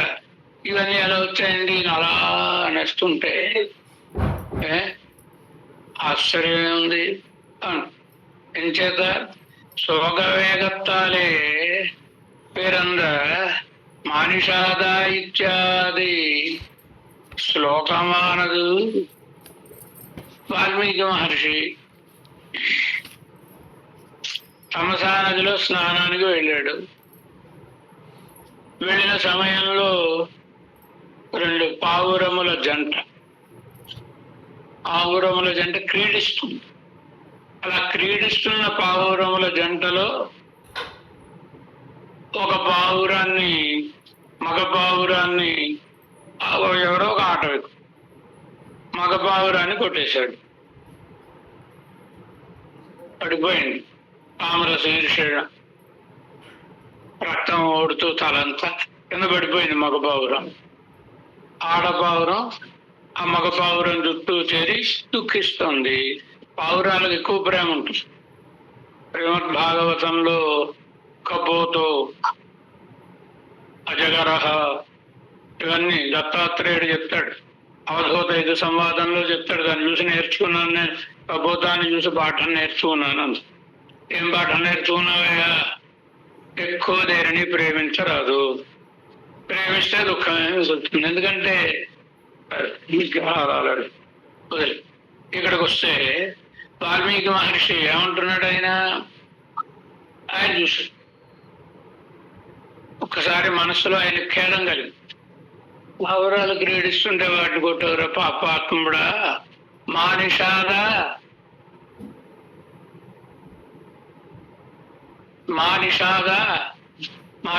అంటే ప్రతిష్టాంతో మగమహ శాశ్వతీ సమా. నిషాదుడు అంటే ఆట. ఓరి నిషాదుడా, ప్రతిష్టాంతో మగమహ శాశ్వతీ సమాహ ప్రతిష్టాం త్వం మా అగమహ. ఎక్కువ కాలం బతకవురా నువ్వు అన్న. ఎంచేత క్రౌంచ మిథునాదేకం అవధీహి కామోహి. క్రౌంచ పక్షులు 2, ఆ రెండిటిలో ఒకదానిని కామమోహితమై ఉన్న దానిని చంపవు గనక నువ్వు ఎక్కువ కాలం బతకవురా అని పాపం ఆయన కరుణతో ఆగ్రహమైన మనసుతో అన్నాడు. వెనకాతలు భరద్వాజుడు అంటే ఇప్పుడు మన రామచంద్ర స్వామి వెళ్ళిన భరద్వాజుడు. ఈయన శిష్యుడు కూడా ఒక భరద్వాజుడు అనే పేరు కలిగిన వాల్మీకి గారి శిష్యుడు ఒక ఆయన ఉన్నాడు. వెనకాతలు గురువు గారు వెనకాతలు మడి బట్టల బుట్ట ఏవో ఇలాంటివి పట్టుకుని పెడుతున్నాడు. ఆయన తీర్థ కలిసి ఆయన వెళ్ళినాడు. ఇంటికి వచ్చారు. ఇంటికి వచ్చిన తర్వాత ఇప్పుడు మన గురువు గారు ఇలా జరిగిందిరా, ఏదో ఒక పావురాన్ని చంపాడని ఆట వేయకుండా తిట్టారా, ఇలా తిట్టారా అని చెప్పాడు. దాన్ని చూస్తే సరిగ్గా అనుష్ఠు ఛందస్సులో ఓ శ్లోకం అయిపోయింది. ఆయన శ్లోకం చెబుదాం అనుకుని చెప్పలేదు. ఆయన వాడిని దూషిద్దాం అనుకున్నాడు. ఈయన కూడా శ్లోకంతో నేను చెబితే అది శ్లోకం ఎలా అవుతుంది అని ఆయన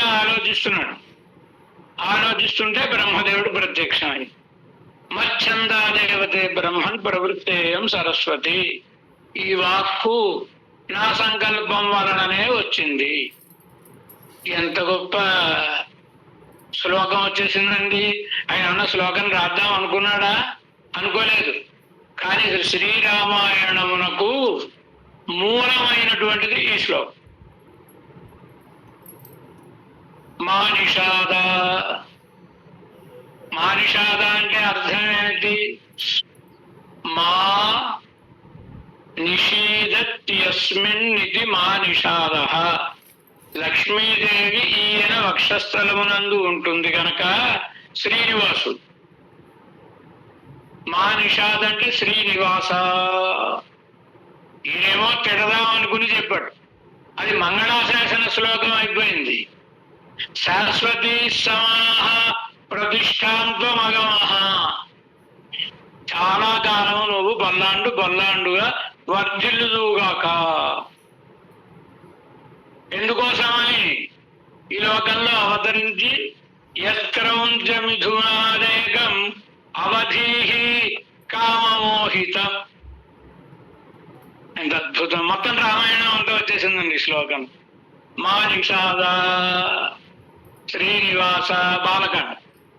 ఎంచేత ఈయన వెళ్ళి సీతా స్వయంవరానికి వెళ్ళి ధనుసును భేదించి ఆవిడ పొందాడుగా కనుక బాలకాండ వృత్తాంతానికి సంక్షేపం మానిషాద. ప్రతిష్టాంత్వం అగమః శాశ్వతీ సమాహ. చాలా కాలం కీర్తి ప్రతిష్టలను నువ్వు పొందుదువుగాక. అయోధ్యాకాండ శ్రీరామచంద్ర స్వామి కళ్యాణ గుణ వర్ణనం. ఆరణ్యకాండ ఋషిగణ వర్ణనం.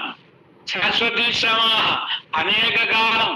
అయోధ్యకాండలో 11,000 సంవత్సరాలు, అరణ్యంలో 13-14 సంవత్సరాలు ఉన్నాడు కదండి రామచంద్ర స్వామి. శాశ్వతీ సమాహ అంటే అర్థం అది. యత్క్రౌంచ మిథునా ఏకం. క్రౌంచ మిథునం. క్రౌంచ మిథున క్రౌంచ్ అనే ధాతువుకి అర్థం ఏమిటి? కౌటిల్య అల్పీభావయో అని. కుటిలమైనటువంటి స్వభావమును కలిగి ఉండుట, వంకర నడకలను కలిగి ఉండుట. అరణ్యకాండ అయిపోయిందండి. కిష్కింధాకాండకు వచ్చామనుకోండి. కిష్కింధాకాండలో వాలి తార దంపతులు. యత్క్రౌంచ మిథునానేకమవధీ. అందులో కాముకుడు వాలి అంటే తమ్ముడి భార్యనే. తమ్ముడు ఉండగా హరించిన పాపాత్ముడు కదా, కనుక వాలిని సంహరించాడుగా. కనుక వాలి వధాన్ని చెప్పే కిష్కింధాకాండ వృత్తాంతం యత్క్రౌంచ మిథునానేకమవధీ అనేటటువంటి. యత్క్రౌంచ మిథున జంట పక్షుల్లా విహరించే సీతారాముడు. ఇరువురిలో ఒక ఆవిడ ఎవరు? ఏకమవధీ ఏకమవధీ అని చెప్పుకో. సీతమ్మని నీ వియోగంతో బాధించిన వాడివి గనక విశ్లేషణతో. మరి విశ్లేషణ ఉంటే కానీ సంశ్లేషణ రక్తి కట్టదు కదా. సుందరకాండ వృత్తాంతం. యత్క్రౌంచ మిథునాదేకమవధీ. రావణాసురుడు మండోదరి. కుటిలమైన నడవడిక కలిగిన దంపతులలో రావణాసురుణ్ణి సంహరించావు. కామమోహితుడైనటువంటి రావణాసురుణ్ణి సంహరించావు గనక నీవు చిరకాలము వర్ధిల్లుదువుగాక. ఏమైంది ఇప్పుడు? రామాయణానికి మూల శ్లోకం అయిపోలేదండి. ఇవన్నీ అనుకున్నాడు ఆయన వాల్మీకి మహర్షి. ఆయన అనుకోలేదు. పాదబద్ధో అక్షర సమహ తంత్రీలే సమన్విత. ఆ శిష్యుల్లో సంగీతం చదువుకున్నవాడు వచ్చాడు. వెనవనే ఆ శ్లోకం మరోసారి చెప్పరా అని వీణ పట్టుకొచ్చి వీణ మీద వాయిస్తుంటే చక్కగా కుదిరిందండి ఆ పాటకు పాడడానికి. కనుక పాదబద్ధం. ఇలా అన్ని రకములుగా ఓ కావ్యం వచ్చేసిందా లేదా? బ్రహ్మగారి సంకల్పం వలన మానిషాద అనేది శోకము శ్లోకమైనది. చాలా అందంగా చెప్తారు మనవాడు. ఏమిటిట? శ్లోకం శ్లోకం ఎలా అవుతుంది? శ్లోకమేగా. శ్లోకం అమంగళం అండి, శ్లోకం అంటే మంగళకరం. శ్లోకం ఎలా అవుతుంది అంటే పైన శ్లోకము రాసి క్రింద లోకము రాస్తే లోకం కోసం శోకిస్తే అది మంగళకరము. శ్లోకం లోకం కోసం బాధపడితే మంగళకరం. వీడంతటి వీడు దొంగతనం చేసి చెరసాలకు పెడితే అమంగళకరం. స్వాతంత్ర్య యుద్ధంలో స్వాతంత్ర్యం కోసం చెరసాలకు పెడితే వాడి పెన్షన్లు, వాడి గౌరవాలు, మర్యాద. కనుక లోకం కోసం శోకిస్తే, లోకం కోసమేగా రామచంద్రుడు ఈ లోకంలోకి వచ్చి లోకం కోసం ఇడుమలన్నీ పడ్డా. క్లిష్టం గ్రావ సుమాలతి మృదుపదం విశ్లిష్యవాసు అనే జాతు ధిక్కరుణ ధిగస్తు యువయో స్వాతంత్ర్యం అత్యంకుశం భట్రవారు. అసలు మీకు పెత్తనం ఎవడిచ్చారయ్యా అని అడుగుతున్నారు పెరుమాళ్ళు. మీకు పెత్తనం ఇవ్వడం వల్ల ఎంత ప్రమాదం వచ్చిందో తెలుసునా? మిమ్మల్ని అడిగేవాళ్ళు ఎవడూ లేక, మీకు చెప్పేవాళ్ళు ఎవడూ లేక ఈ భూలోకంలోకి వచ్చి సీతారాములుగా అవతరించి ఆ అడవుల పడి తిరిగి తిరిగి కానహం పడి ఇలావి ఇన్ని కష్టాలు ఎందుకు పడాలి? అసలు ఎడబాపు లేని మీరు ఒకళ్ళనొకళ్ళు ఎడబాసి బాధపడ్డాడు. అక్కడ ఆవిడ, ఇక్కడ నువ్వు బాధపడడం ఇదంతా ఎందువలన వచ్చింది? స్వాతంత్ర్యం అత్యంకుశం. మీ పైన ఎవరు లేరు కనుక మీకు చెప్పేవాడు ఉంటే మిమ్మల్ని ఇలా విడదీనిస్తారా, విడివడనిస్తారా? అసలు భూలోకంలోకి రానిస్తారా, అడవులలో నడవనిస్తారా? మీరే పెద్దవాడు కనుక ఇలా చేశారు మీరు అంటారు భట్రవారు. కనుక లోకం కోసం ఏదైనా కీర్తికరమైనటువంటిది అవుతుంది కదా. కనుక ఈయన వాల్మీకి మహర్షి ఏదో శ్లోకం, దాన్ని శ్లోకం ఎలా అయింది నేను అనుకోలేదు కదా అంటే, బ్రహ్మదేవుడికి మచ్చందాదేవ నా సంకల్పంతో అయిందయ్యా. ఈ వలన మళ్ళా ఇంకా లోపలికి ఇతర పురాణాల్లో మనం వెళ్ళిపోతే వాల్మీకి మహర్షికి రామచంద్ర స్వామి చెప్తాడు. రామచంద్ర స్వామిని అడుగుతాడు, ఏం స్వామి ఏమిటి ఇంతమంది ఉన్నారు, నా చేత రామాయణం రాయించావు ఎందుకు అంటే, నేను చూశానయ్యా నారద మహర్షి నీకు సంక్షేపంగా రామాయణం చెప్తున్నాడు కదా, ద్రవచిత్తతాం, నీ మనసు కరిగిపోయి జాలీగా వింటున్నావు నువ్వు రామాయణం. ఇలాంటి మనసు కలిగిన వాడే రామాయణం రాయడానికి అర్హుడు అని నేను సంకల్పించాను. కనుకనే నేను చెప్పుకున్నాగా మచ్చందాదేవ అంటే మయి ఛంద యస్య, నాయందు ఛందస్సు, ఛందం అంటే మనసు, సంకల్పం, అనుగ్రహం. నాయందు అనుగ్రహం కలిగిన వాడు ఎవడో ఆ రామచంద్ర స్వామి అని అర్థం. కనుక అట్లా మచ్చందాదేవతే బ్రహ్మన్ ప్రవృత్తేయం సరస్వతి. సరస్వతీదేవి అంటే వాక్కులండి. మావిడ నా ఆజ్ఞ లేకుండా మావిడ ప్రవర్తిస్తుందా? నా ఆదేశంతో ఆవిడ నీ నాలుగు మీద నిలబడింది, నువ్వు ఇన్ని పాటలు పాడు, ఇన్ని పద్యాలు పాడు, శ్లోకాలు అని എങ്കിര ശ്ലോകത്തിൻപടിയെ അത്തിക്കായിൽ അരുമാൻ പോലെ ഭഗവത് വിഭൂതിയിൽ ഏകദേശസ്ഥനാന ബ്രഹ്മാവിൻ പ്രസാദത്താലെ സർവലക്ഷണോപേതമാന പോലെ ఏమంటున్నారు వాల్మీకి రామాయణం రాశారు. నమ్మాళ్వార్ తిరువాయుమడి రాశారు. ఓహో వాల్మీకి లాగా నమ్మాళ్వార్లు తిరువాయుమడి చెప్పారనుకోవడానికి వీల్లేదు. ఏం చేత బ్రహ్మదేవుడు అంటే ఒక చెట్టుకి అనేకమైన కాయలు ఉంటాయి. మేడిపళ్ళు అనుకోండి, ఆ మేడిపండు చూస్తే పురుగులు ఉంటాయండి. ఆ ఒక చెట్టుకి ఉండేటటువంటి అనేక కాయలలో ఒక కాయలో ఉండే ఒక కీటకంలాగా అనంతకోటి బ్రహ్మాండములలో ఒక బ్రహ్మాండంలో ఓ కీటకంలా ఉండే బ్రహ్మదేవుడు. మరి ఆయన అనుగ్రహిస్తేనే అంత గొప్ప రామాయణం వాల్మీకి రాసేశాడు కదా. ఇన్నిటినీ ఏకకాలేన సృజ్యంతే సంహ్రియంతే చ, ఏకకాలంలో ఇన్ని బ్రహ్మాండములను సృజించి మన్పద్రుంపగా అంటారు. కనుక అలా మన లయం చేసే పరమాత్మ సంకల్పంతో నమ్మాడు వారు చెప్పిన పాసురాలివి. కనుక ఇవి గొప్పగా ఉండడంలో ఆశ్చర్యమే ఉంది. విడివాడికి పోలిక లేదండి, చాలా వైభవం కలిగినటువంటివి ఇవి. అదే సాగిస్తున్నారు. అత్తికాయలు అరుమాన్ పోలే భగవద్విభూతి, భగవంతుని యొక్క ఈ సంపదలు ఏకదేశస్థానా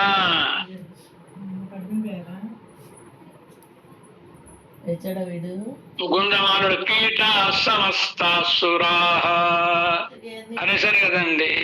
కనుక కీటకములు లాంటి వాళ్ళు ఈ దేవతలందరూ కూడా పరమాత్మ యొక్క సంకల్పైక దేశం చేత ప్రభవించినటువంటి ఇన్ని బ్రహ్మాండములలో అలాంటి ఆయన కటాక్షం పడితేనే అంత గొప్ప రామాయణం రాశాడు.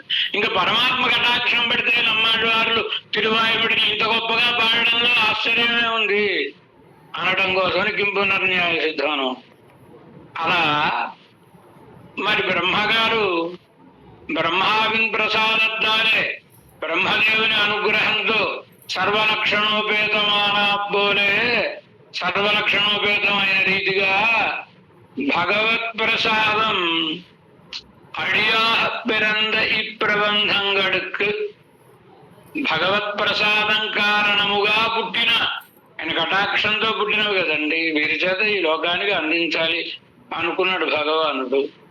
ఇవత్తిల్ కూడాలదిలే కనుక ఇవన్నీ శాస్త్రీయంగా ఉండడు, లోట్లండి. இவை என்ன கோட்டிலே அடைக்கப்பட்ட பிரபந்தங்கள் అని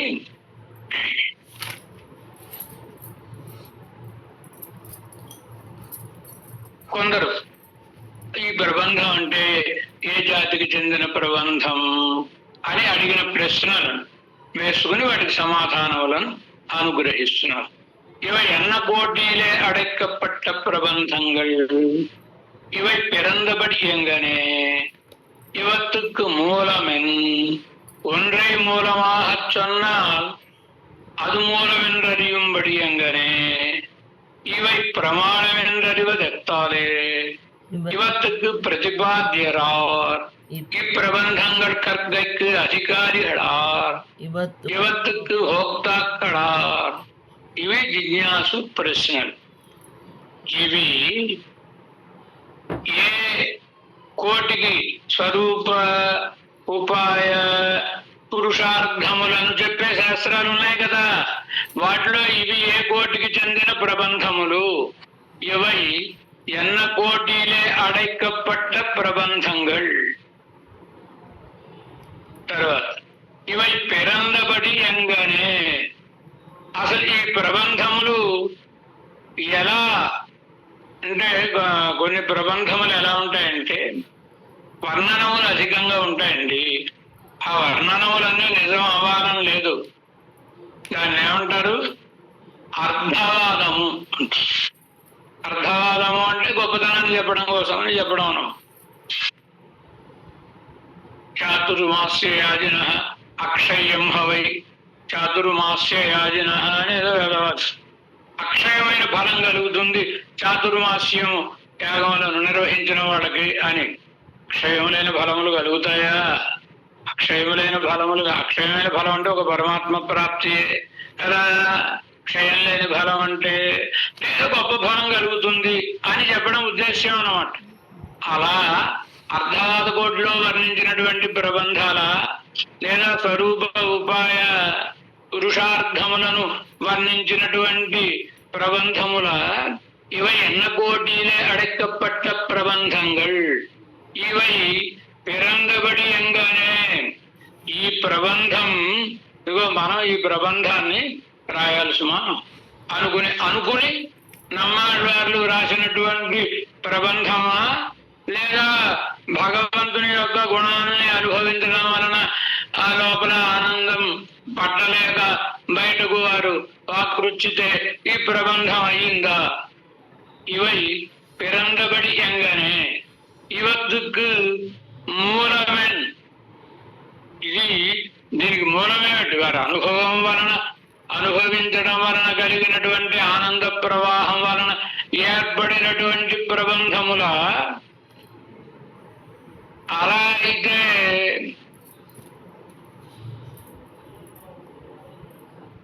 సంతోషం.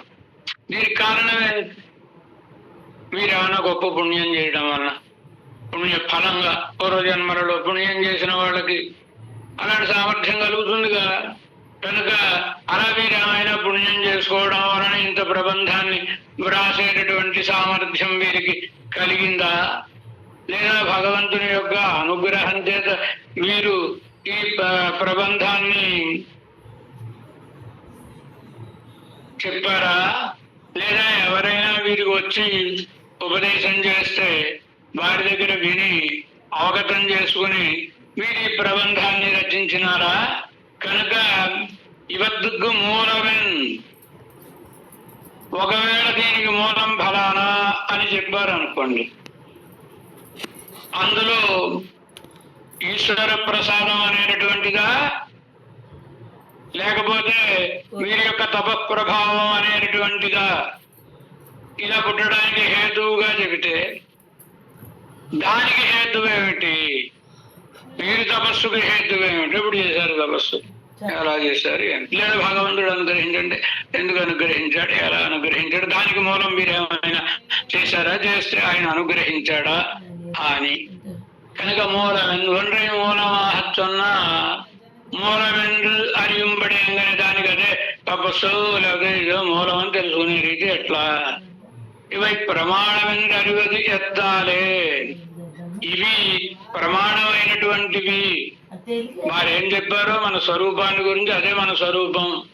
వారు ఏది ఉపాయాన్ని గురించి ఉపదేశం చేశారో అదే ఉపదేశము. భగవత్ స్వరూపం ప్రాప్యమైనటువంటిది ఏదని చెప్పారో అదే పురుషార్థం అని వీటిని నిర్ధారించి ప్రతిపాదించడానికి ఇవి ప్రమాణం అని తెలియాలి. ఆయన చెప్పిన మాట నమ్మాలండి అని తెలియాలిగా. ప్రమాణం అని ఎలా తెలుస్తుంది మనకి అని అంటే తర్వాత మన సమాధానం ಇವತ್ತಿಗೂ ప్రతి తర్వాత ప్రమాణంగా ಇವತ್ತಿಗೂ ప్రతిపాద్యరా. అసలు ఈ ప్రబంధంగా చెప్పబడేవారు ఎవరు? ఈ ప్రబంధంగా కర్కైకధికారిహళ. ఈ ప్రబంధాన్ని చదవడానికి ఎవరికి యోగ్యత ఉందేవో కొన్ని ఉంటాయిగా. వేదం చదవాలంటే త్రైవర్ణికాధికారం అన్నారు కదా. అలాగే ఈ ప్రబంధం చదవడానికి ఎవరు అధికారులు? ಇವತ್ತಿಗೂ భోక్తాక్కడ. ఈ ప్రబంధముల అర్థాన్ని అనుభవించి ఆనందించేటటువంటి వారు ఎవరు? ఇవ ఎదుక్కా పన్న పట్టన. అసలు వీరికి ఈ ప్రబంధం రాయాలనే ఆలోచన ఎందుకు కలిగింది, ఎందుకోసమని ఇవి రాయబడ్డాయి అని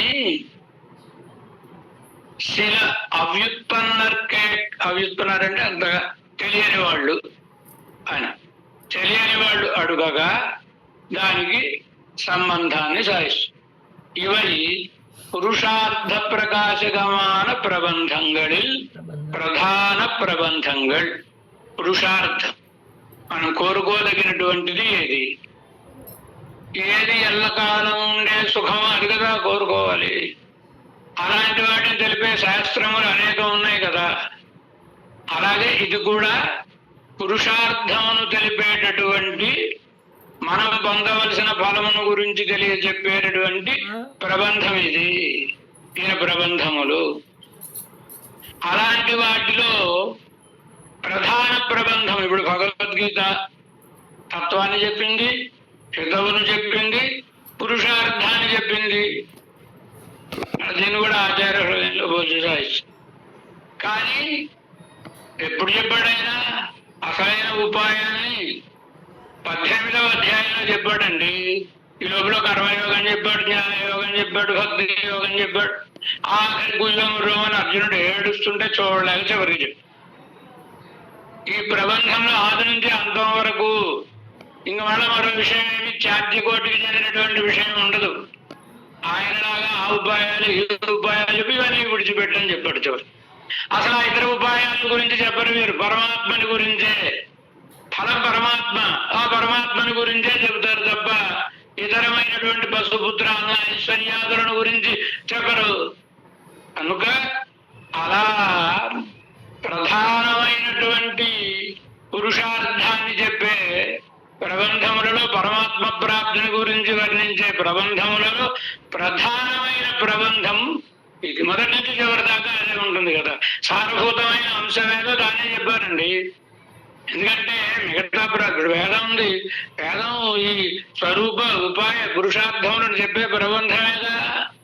కానీ వేదములు మా ఒక్కళ్ళని దృష్టిలో పెట్టుకుని చెప్పడం కాదు. భగవానుడు త్రైగుణ్య విషయ వేదా నిస్త్రైగుణ్యో భవార్జున అంట. వాళ్ళకి అందరూ కావాలి, వేదానికి అందరూ కావాలి. అందరూ వేదం యొక్క సంతతే కదండి. ఈ సంతానంలో కొందరు ఐహలౌకికమైన ఐశ్వర్యంతో చాలు వాళ్ళకి అది ఏదో అంటూ మనం వింటూ ఉంటాం. 4 వేల నోళ్ళు పోతే చాలండి అంటూ ఉంటారు కదా. అది చాలు కొందరికి. కాదండి ఇంకా ఎక్కడికో పెడితే ఈ ముసలితనం ఉండదట, హాయిగా సుఖాలు అనుభవించవచ్చు స్వర్గం. ఇలా పశుపుత్ర అన్న ఐశ్వర్యాది ఐహికములు, స్వర్గాది ఆముష్మికములు కోరుకునే వాళ్ళు ఉంటారు. వేదం వాళ్ళందరికీ కావలసిన విషయాన్ని చెప్తుంది. అందులోంచి మనం మనకేం కావాలో నేర్పరితనంతో కావలసిన దానిని ఎంచుకోవాలి. ఇలా ఈ అవసరం ఇక్కడ లేదు. ఇక్కడ మొదటి నుంచి చివరి వరకు ప్రధానమైనటువంటి పరమాత్మ ఏ ప్రాప్యం అనే విషయమునే తెలుపుతుంది కనుక అలాంటి ప్రబంధములలో ఇవి నమ్మాడు గారు సాధించిన ప్రబంధములు ప్రధాన ప్రబంధంగడు, ప్రధానములైన ప్రబంధములు. భగవద్గుణానుభవ జనిత భగవంతుని కళ్యాణ గుణములను అనుభవించడం వలన జనించిన హర్ష ప్రకర్ష బలాత్కారం ఆనందాతిశయం. హర్ష ప్రకర్షం అంటే ఆనందం. ఆనందం కలిగితే ఏమవుతుంది? చాలా వరకు మనం 10 మంది ముందు నవ్వకూడదు, మరొకటి అని అలా పళ్ళు గట్టుకొని కూర్చున్నా ఒక్కొక్క దశలో మరీ ఎక్కువ ఆనందం కలిగినప్పుడు ఒకసారి నవ్వేస్తాం, ఒకసారి ఏదో కోపపడతాం. మరొకటి ఏమిటది? ఆ లోపల ఉన్న భావన లోపల అణగక బయటకు మనం ప్రవర్తించేలా చేసింది. బలాత్కారంగా మనం నవ్వేలా అనుకోకుండా నవ్వేస్తా ఉండి నవ్వకూడదు. పెద్దవాళ్ళు అందరూ ఉన్నారు, తప్పు తెలుసును మనకి. అయినా సరే అదేదో సన్నివేశం చూస్తూ పక్కన్నాం. ఎందుకు నవ్వావు నువ్వు అంటే అది ఆపుకోలేక. అలాగే వీరికి భగవంతుని అనుభవించడం వలన కలిగినటువంటి ఆనంద ప్రకర్షం బలాత్కరించడం వలన అంటే దాని బలంతో బయటకు ఆగ్రూపకంగా ఈ పాసురములని జనించినవి కనుక బలాత్కారం సొల్లువిక్క. ఆ ఆనందం అనేటటువంటిది ఆ బలాత్కారం చెప్పించగా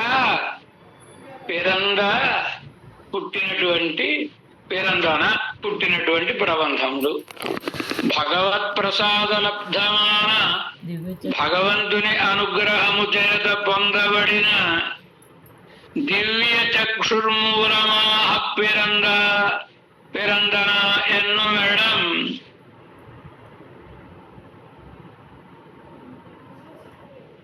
భగవంతుని యొక్క ప్రసాదము వలన కలిగినటువంటి దివ్య చక్షు. భగవంతుడు ఇవ్వాల్సిందేగా దివ్య చక్షుని. పరమాత్మను దర్శించాలంటే 18 అక్షౌహిణుల సైన్యం ఉంది. వాళ్ళందరూ భగవంతుని విశ్వరూపాన్ని చూడగలిగారా? ఎవరో యోగ్యత కలిగిన వాళ్ళేగా చూడగలిగారు. ఆ యోగ్యత భగవంతుడు ఇవ్వాలి. దివ్యం దదామి తే చక్షు పశ్యమే యోగం ఐశ్వరం. అర్జునుడు, ఒరే అర్జున, ఈ కన్నులు సరిపోవురా నా దివ్యమైన రూపాన్ని చూడడానికి, కనుక దివ్యమైన నేత్రములను ఇస్తున్నాను, వాడితోటి చూడు నా రూపం అన్నాడు ఆయన. కదండి, ఎవరైనా సరే ఆయన అనుగ్రహం లేకపోతే, ఆయన ఇవ్వకపోతే ఎవరు చూడరు. పుట్టుకురుట్టి ధృతరాష్ట్రుడికి కూడా భగవంతుడు ఇచ్చి చూపించుకున్నాడా లేదా తన విశ్వరూపాన్ని కదా? అలా భగవంతుని యొక్క ప్రసాదలబ్ధమాన భగవంతుని కరుణ వలన పొందబడిన దివ్య చక్షుర్మూలమాహ పిరందన దివ్య నేత్రములతో వారు భగవంతుని లీలలను అప్పటికప్పుడు తమ కడ్డెదుట జరుగుతున్నట్లుగా దర్శించడం వలన కలిగిన హర్షాతిరేకంతో పుట్టినటువంటి ప్రబంధములు అనే విషయం స్వర వచన వ్యక్తిగణాలే அறியலாம்.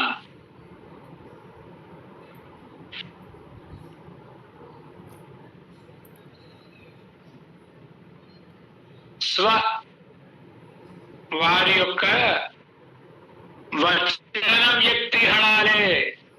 వచన వ్యక్తులంటే వారి యొక్క వాంగ్మయ రూపం. దాని చేత అంటే వారి శ్రీ సూక్తులలోనే మనకు తెలుస్తుంది అని అర్థం. కనుక ఇక్కడ స్వరవచన వ్యక్తిగణాలే అని పడిన 2 పాఠాలు ఉన్నాయి. స్వర కాదండి, స్వవచన వ్యక్తిగణాలే. వారి మాటల యొక్క రూపముల చేత మనకు తెలియను అని, లేదా స్వర అనడం వల్ల యానాయ్ తన్నై తాన్బాడి తన్నా అని అన్నారు కనుక స్వరము, వచన వ్యక్తులు, వచనం యొక్క స్వరూపము. దాని వలన ఇది ఆళ్వార్లకు భగవద్ అనుగ్రహ వలన కలిగినటువంటి దివ్య జ్ఞానం, దివ్య దర్శనం. ఆ దర్శనం వలన కలిగినటువంటి హర్ష ప్రకర్ష, దాని వలన కలిగినటువంటి ప్రబంధము అని అది ఎలా తెలుసుకొనదగి ఉన్నది అన్నారు.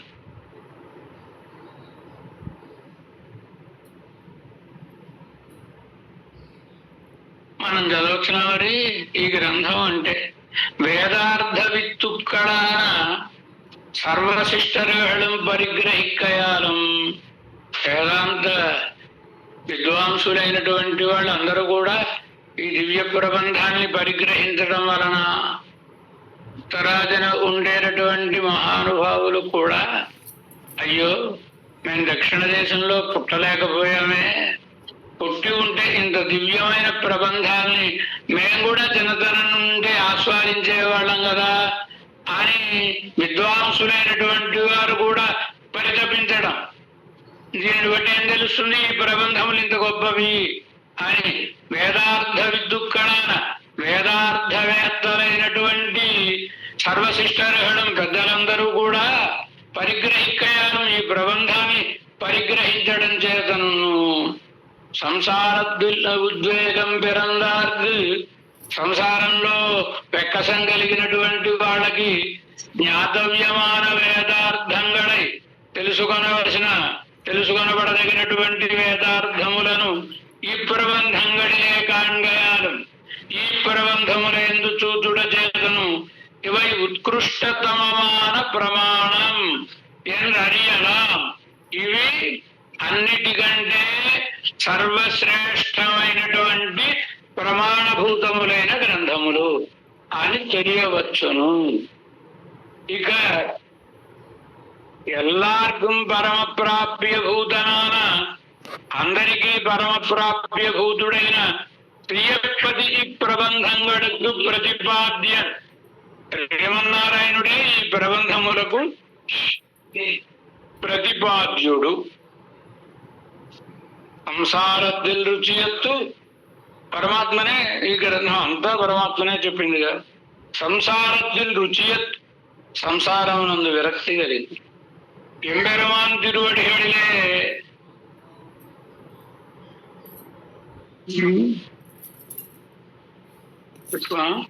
ఎల్లార్కం పరమప్రాప్యభూతనాన, అందరికీ పరమప్రాప్యభూతుడైన శ్రీయప్పతి శ్రీమన్నారాయణుడు ఈ ప్రబంధంగడుకు ప్రతిపాద్య, ఈ ప్రబంధముల చేత చెప్పబడేవాడు.